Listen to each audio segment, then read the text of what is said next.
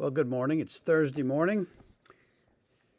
Today we read from Romans 7:18 to the end of the chapter 25.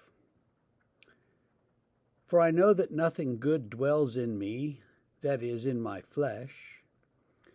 For I have the desire to do what is right, but not the ability to carry it out. For I do not do the good I want, but the evil I do not want is what I keep on doing. Now, if I do what I do not want, it is no longer I who do it, but sin that dwells within me. So I find it to be a law that when I want to do right, evil lies close at hand. For I delight in the law of God in my inner being, but I see in my members another law waging war against the law of my mind and making me captive to the law of sin that dwells in my members. Wretched man that I am, who will deliver me from this body of death?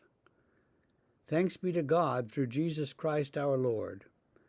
So then I myself serve the law of God with my mind, but with my flesh I serve the law of sin. Well, he says a lot there and a lot that could be misinterpreted. I think one of the keys is back in verse 18. I have the desire to do what is right, but not the ability to carry it out. So we want to do what's right, but we can't do it. We find ourselves failing all the time.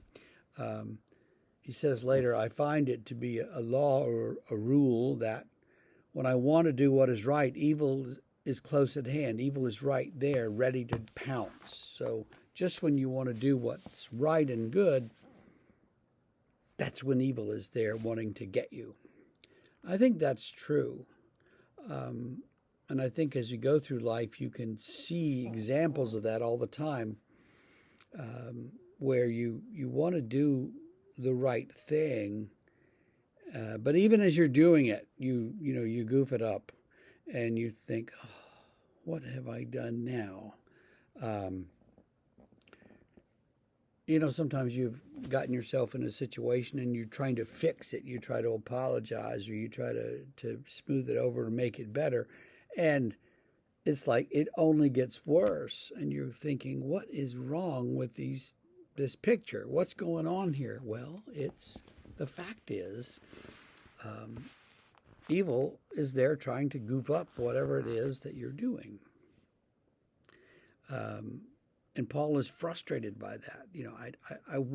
I know what to do and I want to do it, but I can't do it. I do something else. Sin does other things in me. And toward the end, it almost makes it sound like there's a distinction between the mind and the body. That, I serve God with my mind and my body does whatever it wants to. You could take that and run in all kinds of wrong directions, and we're not going to do that. But just see that what Paul is saying is, I want to do good, but I can't.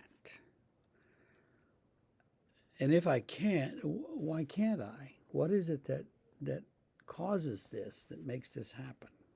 Who will deliver me from this wretched body that only wants to follow sin?